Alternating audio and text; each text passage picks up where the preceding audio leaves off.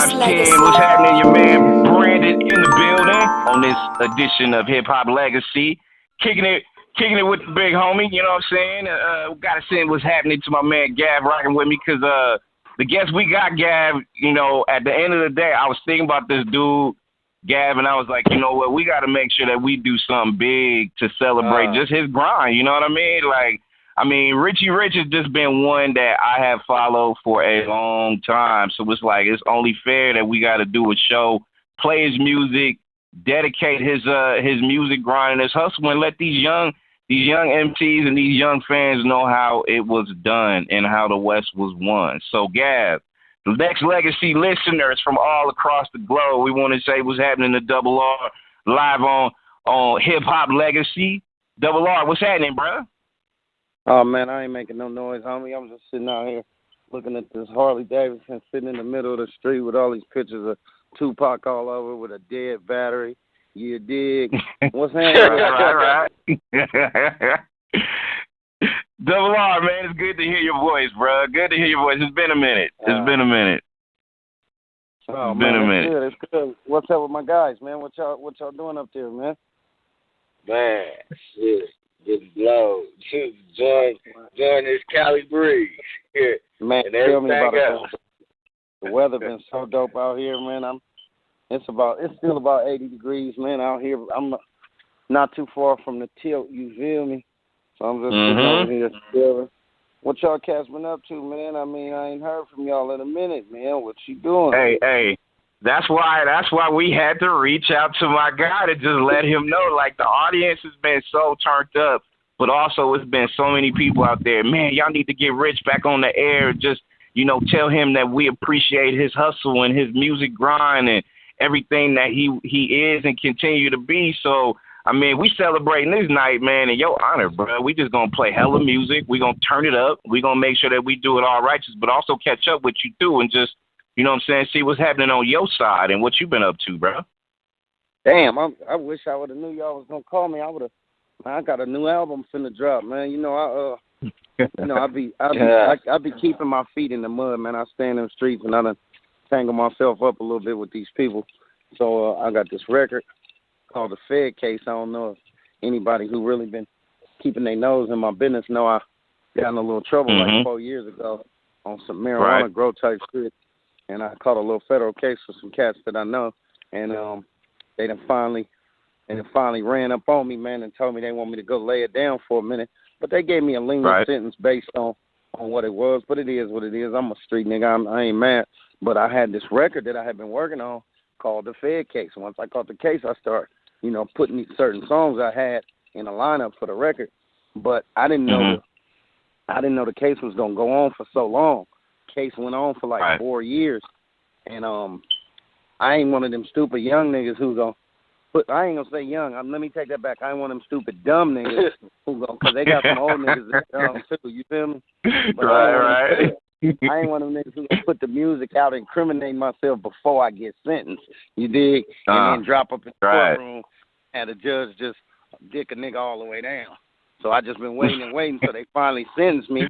So now that I know what kind of time I got to do, I'm finna drop the record. It's 10 joints. It's called Fed Case, and it's all surrounding the case. You know what I'm talking about? So it's like I feel like an activist out here, man. They gonna lock a nigga up for some tree, my nigga, and people running up in these cannabis clubs. People running up in these clubs, buying this shit and getting receipts for the shit. You feel me? But I wish I was gonna call. I would have emailed y'all a couple bangers, man. Y'all could have banged some exclusive. You feel me? Hey, man, we still, I mean, it's never over. Even after this show, we going to continue to do because we play whatever we want, bro. So it's you know, you bring that to me, we'll spend some this whole week, though. So it's Richie Rich week, bro. Like, you know, it's what we do. Right, that's a good little thing because, shit, I'm looking at my email right now. I'm like, and I wish I could email y'all something y'all could catch it and play it to these people. Let the people know what the kids up to, you feel me? Oh, yeah, and especially when is it dropping, though? When is it dropping? I'm waiting on a release date right now from my man over there at Empire. Hopefully, I can drop it in the next 2 months. I've been shooting a couple videos. I'm trying to video the whole album. I'm gonna shoot 10 videos, and then that way, you know, by the time I get back, the buzz will be moving, and then I'm gonna drop this Grow Room album. I got a record I got called the Grow Room, and it don't feature nothing but all stoners. It's produced 100% by the Mechanics. That thing going too. But it's all weed. It's 10 weed songs. Period. Just all get high songs. It's one continuous vibe, and it's called the Grow Room. So my thing is, if they gonna lock me up for this shit, I'm fixing to go on and just. That's gonna be my subject for the next 3 records. You feel me? Since everybody's smoking now, and smoking is such a popular thing to do. You know, I've been blowing my whole life. I've been blowing when niggas was talking about, nigga, you smoke weed, nigga, you tripping. Now everybody, blowing. My auntie blowing. You know what I mean? My auntie blowing. My uncle blowing. Everybody blowing. So fuck it, I'm going to move forward. You did. I got you. Gav, throw your question out there to Richie Rich, who's live on Hip Hop Legacy, brought to you by Nexxlegacy Radio. Go ahead, Gav. Man, I was going through YouTube, and I had seen that you had did this track with the Jack, and I was listening to it. That shit go. Okay, I'm wondering which one was it? Was it the It might have been. What is it called? Do you remember the name of it? Cause I got a whole record with Jack too that I did. We was working on some shit. We had like 20 songs we had did. And once again, y'all know from my experience with Tupac, I'm not one of them niggas who just try to capitalize off my niggas' death. You feel me? Right. So a lot of people like when Jack died, they was like, Rich, you need to put that record out. You need to put that record out. I ain't thirsty like that, my nigga. Jack was my friend just like Pac was my friend. They gonna get the record. But I ain't gonna just drop it as soon as a nigga die and try to eat off a nigga. You know, I don't play like that. You feel me? But yeah, me and Jack got a few bangers, my nigga. I mean, we got a whole bunch of bangers if you want the truth. You know. Let me ask you a question. Rich, because you know, I feel like, you know, Gab mentioned the Jack and just, you know, the culture of the not just the Bay hip hop, but just hip hop in general, man. Like if you take a look at the culture, and I feel like your art had, you know, brought it to a level, you know, that changed a lot of people's outset. Because I remember I was looking at something that Snoop Dogg put out there as far as his motivation for 213 was because of what you did with 415. And when you look at, like, you know, the early motivation that, you know what I'm saying, is put out there, like, you know what I'm saying, a lot of people got put on because they was motivated by the Next, or they did something because of what you did or Tupac did, or, you know what I'm saying, even going way back to NWA and before that. So when you look at the culture now, do you still see a lot of people that appreciate you know what I'm saying, some of the classic people that came into the game like yourself and others? You know what? I mean, I got a lot of young cats that I fuck with that say, you know, I might be one of the reasons that they was rapping. You know, like Jay Stalin was one of the young cats that I worked with, like, before he started doing his own thing. You know, I don't want to sit here and say I put Stalin on because I didn't put him on, but I did give him his first shot at studio time and, you know, taught him how to count bars. He was always super talented, but he didn't really know how to count bars, and I kind of just laced him, and I always told him, I was like, dude, to me, you got what it takes to, like, be one of those guys, you know what I mean? And he just went on and opened his own company and started doing his thing. So I look at these young kids now, man, and I listen to some of the music, and I don't know what inspires these guys, to be honest with you.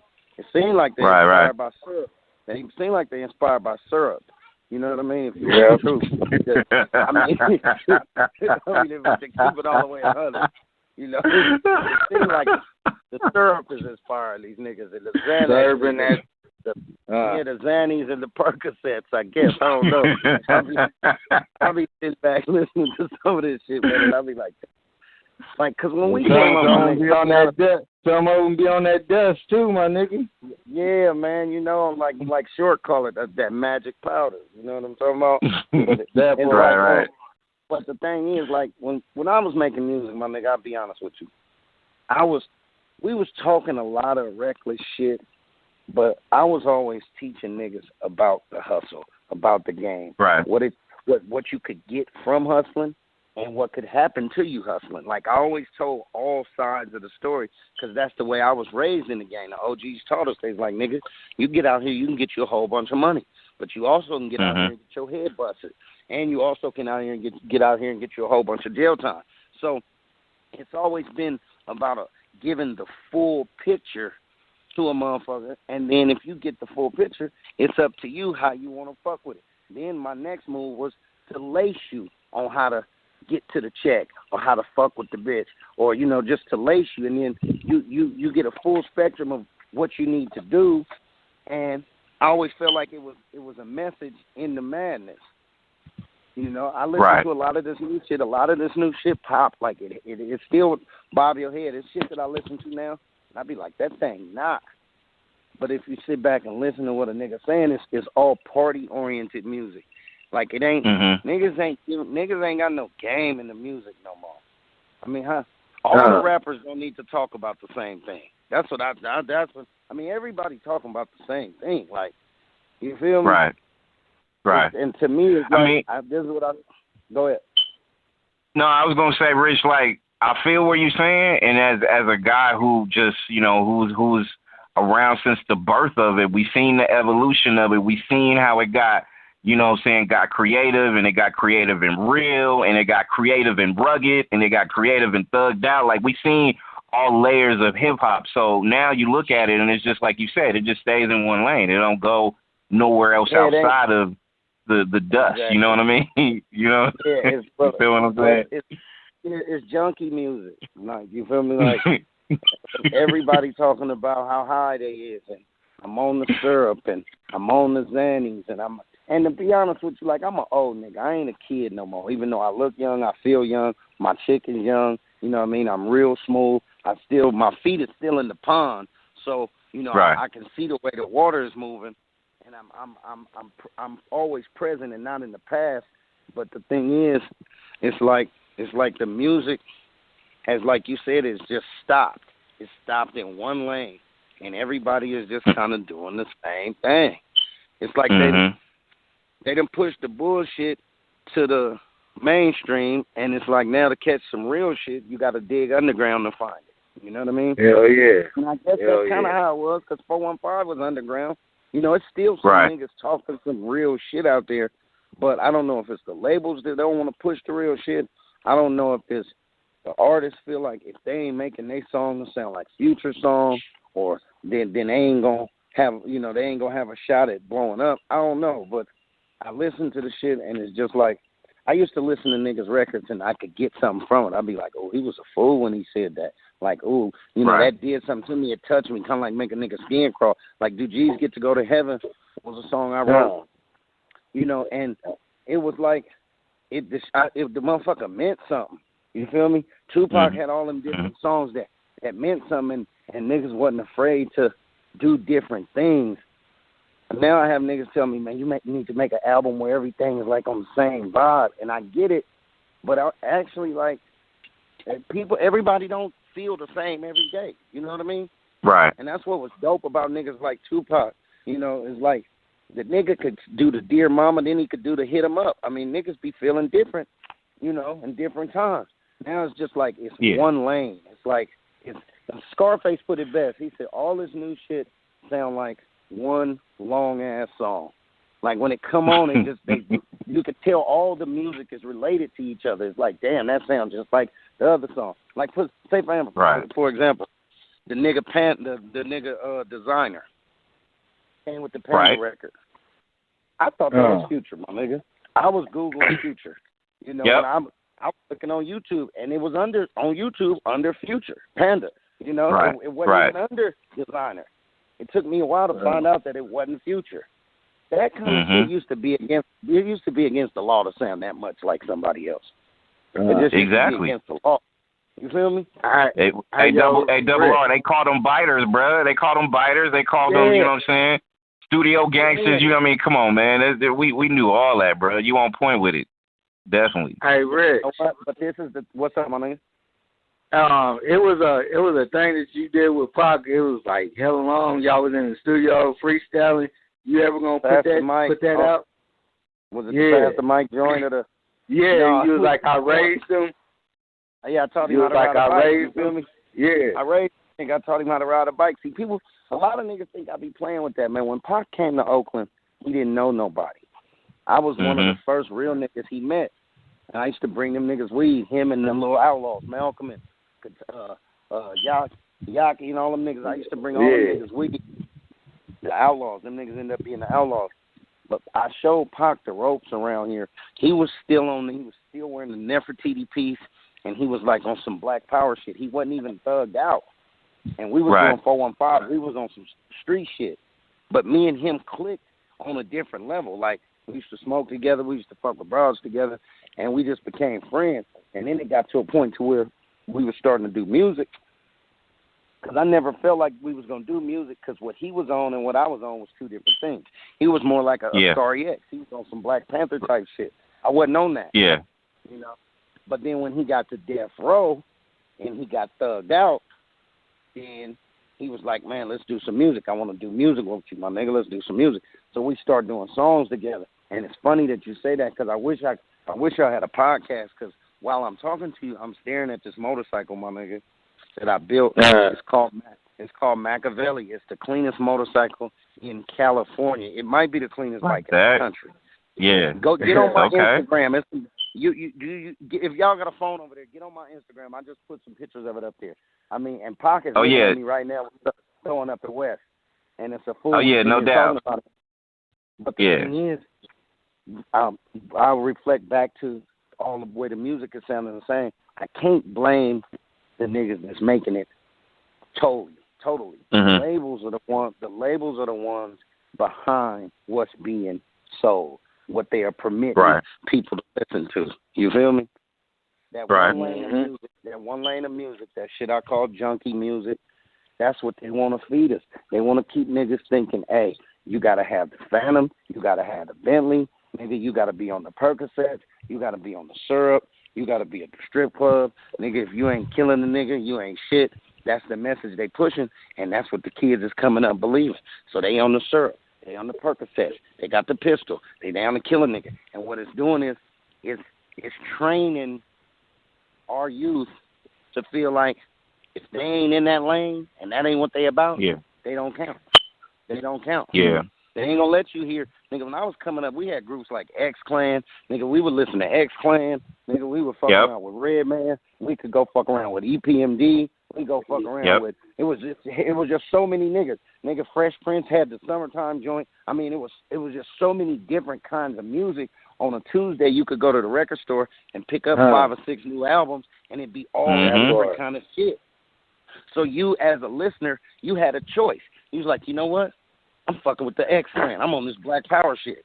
Somebody else might be like, you know what? I'm fucking with the nigga Fresh Prince. I'm feeling like, you know, it's summertime and won't. Then somebody else like, nigga, I'm fucking with 415. These niggas going ham. So you had a choice of who you wanted to listen to, who you might have wanted to be like, who you might have wanted to believe in. Now, no matter which artist you want to believe in, be it Future, be it Designer, be it Lil Wayne, be it any of these niggas, you're going to get the same message. Nigga, you need to be on Percocets, you need to be on syrup, you need to be shooting, you need to be killing, you need to be at the club, you need to be in a Bentley, you need to be at the Phantom. It's the same message out of every artist. So what they doing is just training niggas to grow up and be on that fuck shit. You know what I mean? Hey, real talk. Double R, Richie Rich is our guest on Hip Hop Legacy, brought to you by Nexxlegacy Radio. And hey, you bringing back memories because when you say people we used to go to the record spot to go pick up these joints. Like, I mean, you a big dude like me, so Tower Records up in Emeryville. You had spots over in downtown Berkeley. Tower Records there. Berkeley. You know what I'm saying? Get your slice of that Blondie's pizza and run up here and get you some records. You feel me? Exactly. Had that turned up, but also you mentioned Tupac, and I was gonna ask you this because everybody's talking about the movie, people seen the trailer, this, that, and the other. I just want your thoughts, but before you even say that, like, or mention it as far as how you feel about it, here's my view real quick. Like, I mean, to me, I think we can both agree, actually, all of us people out there listening, could, the Tupac story can't be told in 2 hours. It just really can't when you really like break it down. But my fear is that they're just gonna revolve it around the 90s, but not the era that really, like, you know what I'm saying, everybody's gonna they kind of picture him rolling in 96, so we just gonna put it right there. But his story has so many different layers of him as a child, his mom being rest in peace Afeni. that Black Panther growing up as a, son of a Black Panther. Like, I just hope that they just do it justice. But it would be hard, Rich, to say that you can cover this man's life in 2 hours, though. It would be hard to do. Well, it's crazy. People, when they first started doing that, people was hitting me talking about, hey, who gonna play your role in the Tupac movie?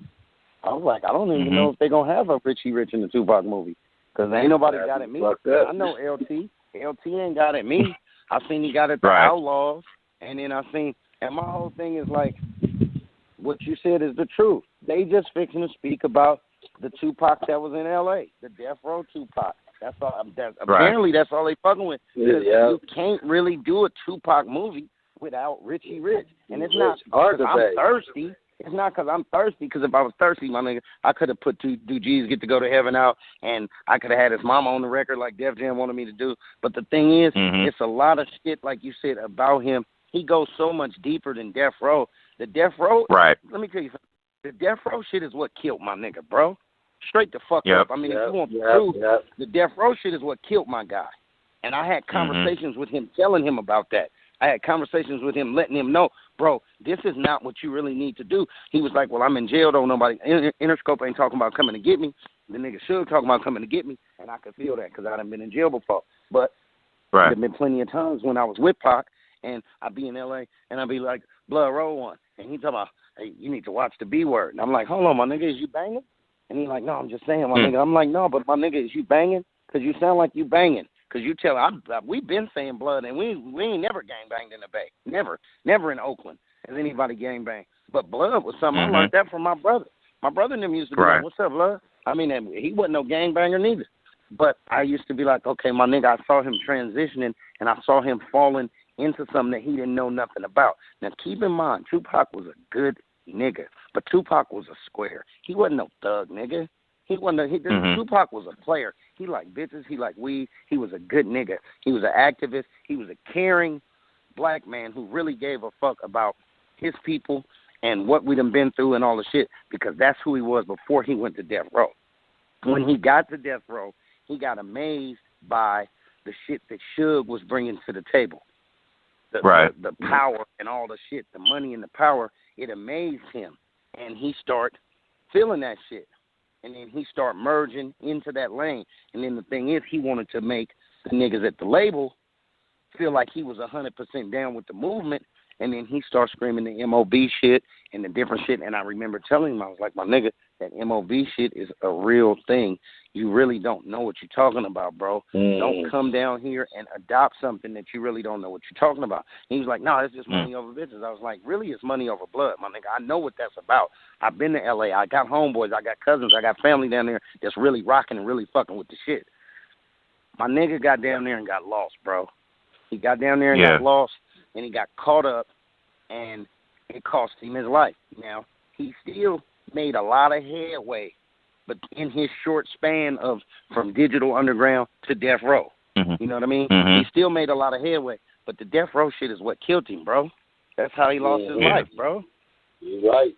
So they probably going to make the movie about that part of him because they, you know, LT is a L.A. nigga, and the only reason they rushing with the movie is because they seen how good the NWA movie did. Once the NWA movie did, I mean, I done heard about all kind of movies. They doing the Dog Pound movie. They doing the Tupac movie, the Snoop Dogg movie. I mean, it's just so many movies. But this is the thing.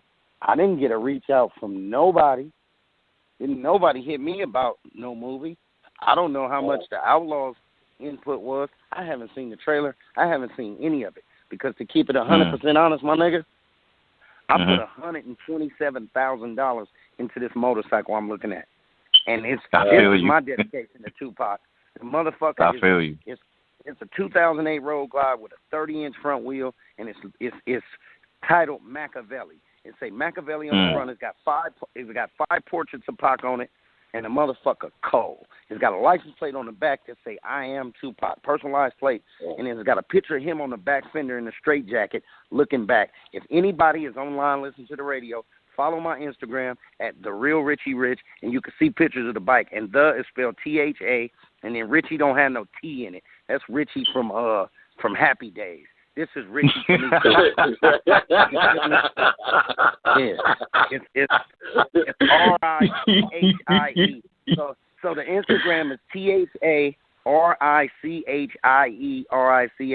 Check the bike out, bro. This was my dedication to my nigga right here. You feel me? And I love this dude. I put it out there just to keep my guy alive, because I be on that motorcycle set and I be pounding. I be on the ground, and it keep my nigga alive, because the nigga say picture me rolling. You feel me? The nigga say I won't deny you, I'm a straight rider. Now, he didn't ride motorcycles, but this was my dedication to him. See, I'm one of these type of niggas, bro. My relationship with anybody, whether it be you, whether it be Tupac, whether it be my female, is just like my relationship with God. It's ours. It don't have to be televised. It don't have to be publicized. You feel me? Right. So it done been a lot of times when Pac had died, people was getting at me, and we want to interview you because we want to know all these things about Pac. And I'm not telling you none of that shit, nigga. That was my friend, nigga.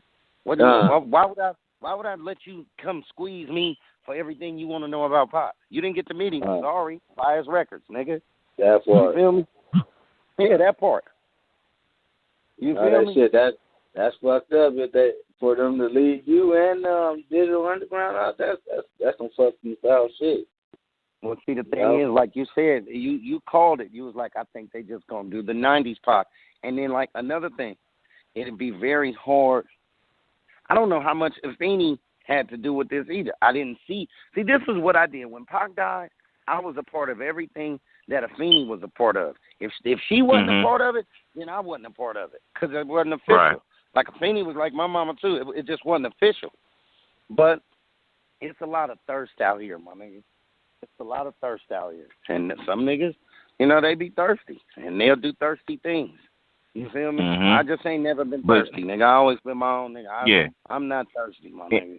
And that's one thing I always respect about you, Rich. Richie Rich is our guest on Hip Hop Legacy, brought to you by Nexxlegacy Radio. And hit up the Instagram, THA Richie Rich. For all instant access, THA. It's THA, the real Richie Rich. The real Richie Rich. There you go. Yeah, there you go. Yeah, the real Richie Rich. REALRICHIERICH. You feel? There you go. Follow the kid, man, and wait for that record, man. That Fed Case record is coming, man. And I'm gonna send them some bangers so they can play this week.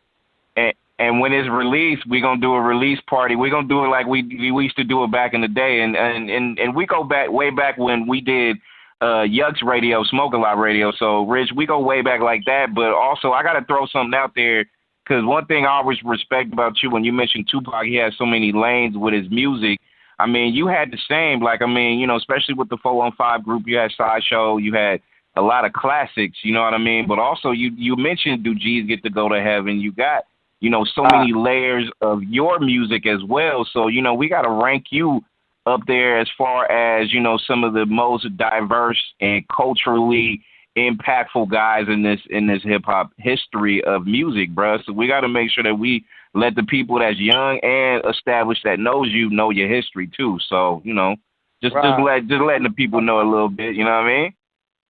Exactly. I appreciate that. And I'm going to let the people know this. The difference between me and Tupac and me and 40 and me and Short and me and Snoop is them niggas just did music. My problem was I kept fucking with them bags, my nigga. I kept fucking with them scales. I kept fucking, you know what I mean? For real. Right.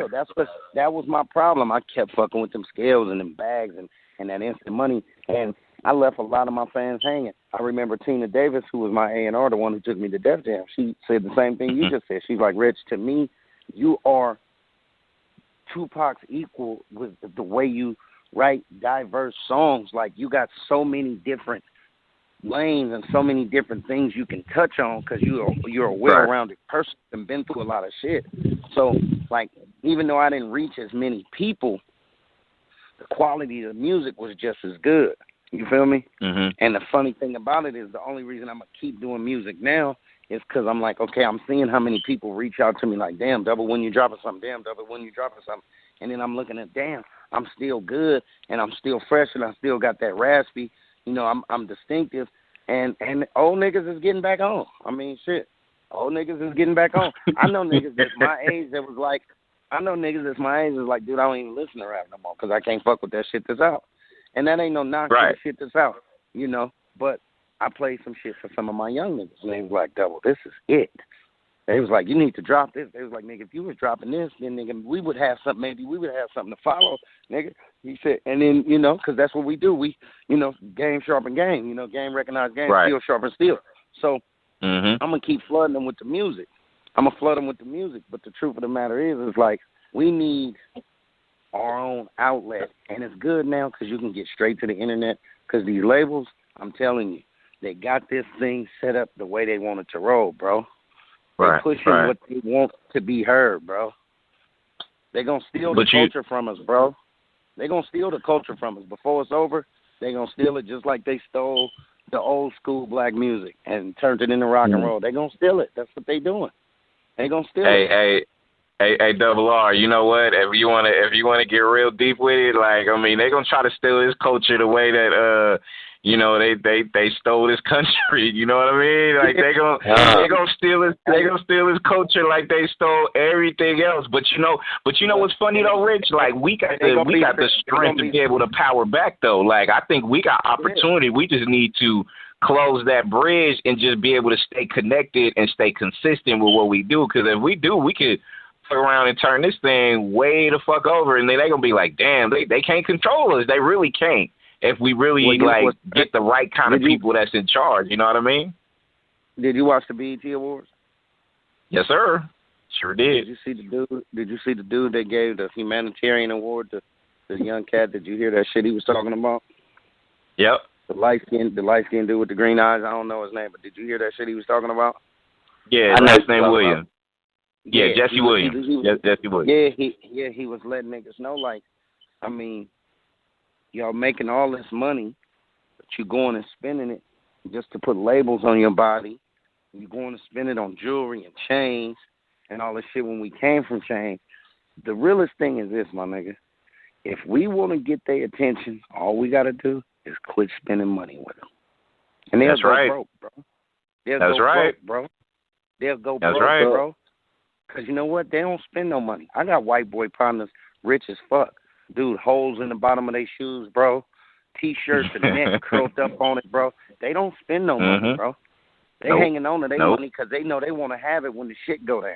They don't spend no money. Yep. We spend all our money trying to look like something, buying they shit. I was telling my nigga in the hood the other day, nigga, you'll fuck around and try to talk me down on my price, but when you go to grab them Jordans, oh, man, you paying $160 over because you trying to get them quick. You don't want to wait. Yep. You need 2 pair when you run in there to get them what's the new jeans, the Robins. I mean, you cashing out on the Robins. I mean, you stunned. You don't run up in them stores talking about let me live one time, man. Let me get them for this. But when you come around here, you ain't never lying. Fucking with me, and you want to fuck, you need to get this thing I got. Blood, you tripping, blood. You trying to tax a nigga, blood. I ain't trying to spend that, blood. You tripping. I ain't gonna get that right Rich, now. why is that though? Double R, why is that though, man? Why do people do it like that, man? Why is that? I don't get it, Brody. You'll sit here and talk me down for hours and tell me, oh, man, nigga got that shit around there, nigga. Right now, I can get the same thing, nigga, for a little bit of nothing, nigga. But you'll run up in there about them Jordans, though. They can tell you, hey, man, I got 1 pair left, but my man, I'm holding for my man. I want $500 for these. Come on, man. Fuck, dude, man. I need this. Oh, you finna pay $500 for the J's? But you need to talk me down. It's like what 40 said on that song Blaze. You can look out for the homie, but if you don't do it that one time, you a punk motherfucker to that homie. That's in his eyes, you know. and Earl be dropping that game. 40 be dropping that game, you know. It's weird how we get down like and what we spend our money on. I told my nigga this. Look at this. My nigga just went and bought not a Phantom. Is it the Phantom he just bought? No, a Wraith. He just went and bought a Wraith, right? Right. The Wraith. He said he got the Wraith for $170. It's a 2015. Only had 10,000 miles on it, right? Motherfucker clean. Now, mind you, when the Wraith is new, the Wraith is a $410,000 car, depending on the options. You can option it all the way up to $440,000, $450,000. But when it's brand new, it's a $400,000 car. All right, I'll say that to say this. My man just went and bought one, a nice one, with 10,000 miles, 2015, for 171,000, right? Right. Now, how the fuck do a car lose $230,000 worth of value in 1 year? You know why? Because they making all those Wraiths and all them new cars that Rolls Royce is making and that Bentley making for niggas, for hoop basketball players, football players, and rappers. Because them white people ain't buying them cars. White people ain't buying them cars. Yep. So they buying them because you buying them cars. They know who buying them. And then we get on the thing and rap about them, and we put them in the video. So nigga like, oh, I got to go get that Wraith. You seen that Wraith? What you call them? Got the Wraith. Oh, whoop. So you go blow your money on this car that ain't worth shit. Because if it was worth something, I fuck with cars. I fuck with whips. Ain't no way no car gonna lose no $230,000 in 1 year, my nigga. Exactly. But they build that shit. They build that shit for us. They don't build a Wraith for the white folks. Don't drive Wraiths. And Rich, and if the white folks drive it, if they drive one of them, you know it's a tax write-off, bro. Like they got a way where they can be able to parlay that into a tax write-off, so they get the some of that money back at the end of the day. They using it for there is a purpose for what they do. You know what I mean? Like there's an underline with all that shit, bro. Like you so right about it, so right. I was telling my young nigga the other day. I said, nigga, I'm gonna put this on my mama. I ain't never bought a bottle or a table in my life, in my whole life. Even when I was playing the clubs and all, I've never bought a bottle, ever, never, ever, never. Because the first time I tried to buy one, I was in Puffy's club. I was in Justin, and it was in. Let me see. I dropped the Def Jam album. I think in '96. I think it was It was in '97, and I was in Puffy's club. And they was coming around, they was serving bottles. My nigga had a table. He's like, man, you want to get a bottle? That's when I was drinking Remy. I said, hell yeah, I'll take a bottle. And they whipped that motherfucker up, and they was like, it was $150 or $200, right? And I said, for that? Nigga, that's like $35 at the store, bro. Right? I'm like, bro, that bottle cost $35 at the store. Like, how is that $500 in here, man? How is this bottle of champagne $15? How is this $100 bottle of champagne $1,500, bro? Like, how does that work, right? And it's like, how does that work? But you know what? That's what niggas do. My niggas be blowing so much money in the club. My little niggas, man, they be having the receipts. They be putting them on the Snapchat, on the whatchamacallit. I mean, they just blowing the dough. Like blowing the dough. They get into the money, but they blowing it. Yeah. They blowing it. Right. I done seen tabs. Oh, here come a car. Don't hit my motorcycles out in the middle of the street. Okay. All right, my bad. All right. So I done seen you good. My nigga. I done seen tabs, my nigga, 34,000. Niggas in the club buying bottles and food, 34,000. The tip, 8,000. White folks, you can't sell a white man no bottle that costs $100 for $1,500. Then we need a table. What's up with you, brother? Then we need a table. All right, I see you. It's all good. Then we need a table, so you're gonna charge us for this table. You ain't seen this yet? Come check it out when you get a minute. Yeah. So then we need a table, and the table gonna cost us $2,500 to come sit at this table with these 5 chairs, and you're gonna give us a couple bottles. Dude, all this shit is a cycle, Brody. They all work together, and then they promote the music, and they show the niggas in the videos, and the niggas who having money, the popular niggas is buying tables. These niggas buying bottles. These niggas driving race. You niggas better get your paper up. You better get your check up and get out here and live like you supposed to be, because if not, nigga, use a bum. Nigga, you ain't having no money, nigga, use a bum. And then these niggas get to striving. Well, I ain't got no hustle, bro. I'm finna go kill 4 niggas. I'm finna strip this nigga out. I'm taking this nigga chain and everything else. I'm finna go get me some bottles on the table. My nigga, all this shit is, hey, boy, it's so hypnotizing. Boy, they got us so fucked up, my man. No, and you ain't never lying. Double R, Richie Rich is our guest on Hip Hop Legacy, brought to you by Nexxlegacy Radio. And quick one, man, before I let you handle your business, bro. Like, hey, for one, actually, no, it's 2. 1, can you come back with new tracks? And actually, when we do like another show, we'll just go ahead and revolve it around your entire album that's coming out, and especially once you get the street day, like something exclusive, and then you can take calls from your fans and shit like that. You down with that?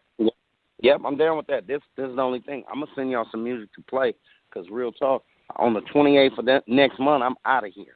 And I ain't going to be back for 10 months, bro. I ain't going to be back for 10 months, so y'all going to have to hold me down until I get back. So I'll send y'all some shit to play, though. You feel me? No, I'm definitely going to hold you down. And not only that, like, we're going to make sure that we handle business, you know, way beforehand. So, you know, like I said, man, one of the reasons why I wanted to do this show is just to, you know, let you know, not just myself and Gab, but all these listeners out here listening that, man, we appreciate you, bro. Like, you know what I'm saying? All the shit that you have done and all the shit that you are continuing to do, man, and holding you down is nothing while you got to go take care of business, bro. But at the same time, we're going to keep your music rocking like we always do. All right, and man, this is one thing I want to say to the fans, man. Anybody who done ever listened to Rich, bought a Rich record, I mean, store ain't shit without customers. You know what I mean? So the people, I mean, I was elected by the people. The people made me. I appreciate all that. Like, a lot of times people be like, damn, Rich, you the nigga. But really, no, you the nigga because you supported me. You feel me? I could be out here in the store selling tapes. If don't nobody go buy none, you know I'm an old school nigga. I said selling tapes. But look, if don't nobody go, if don't nobody go buy none, you're not saying the nigga ain't shit. You feel me? Straight up. Right. Right. I salute anybody listening. And, you know, I hope I didn't hurt nobody's feelings with all this game I got. But, I mean, I'm going to be a straight shooter all the time. I ain't never seen a gun with a bent barrel. I shoot straight, my nigga. You feel me? That's why we got a lot of love for you, man. Like I said, man, people that understand you giving free game tonight on this station is you know what I'm saying, they should be able to appreciate that. And to me, at the end of it all, man, I think the game needs us anyways, because we love this culture, man. We ain't gonna say it's it's dead or it's dying or whatever, because we got people like you that's still putting out music and others, but shit, we got to make sure we find ways to be able to continue this legacy the right way. Like, if we got to hip-hop police it to the point where it's solid, where we going to have to make sure we do that. You know what I mean? Exactly. Yeah, because we still in position. All we got to do is, like you say, police it till it's solid. You know what I'm talking about? Yep. Each one teach one. You feel me? It's good. Exactly. Rich, I appreciate you spending time with us, and we gonna get you back, and we gonna do a whole thing, and we gonna have your fan base take calls, and so I'm gonna be at you. You know what I'm saying, tomorrow, the next, but, you know what I'm saying, hey, man, keep grinding and know we got you, bro. We going to always have you, bro, because you are the inspirational guy. We got to make sure we do what we can to keep you solid. You know what I mean? All right. It's love. Y'all stay up, man. Keep pushing. You too, bro. All right, you do the same. All right, Brody. That is a great one. He is one of my hip hop heroes. He is one of the guys that I feel in this business, like, I can rely on this guy for, like, 100% realism, not just about the culture, but the way of life. And I appreciate Double R hanging out with the legacy.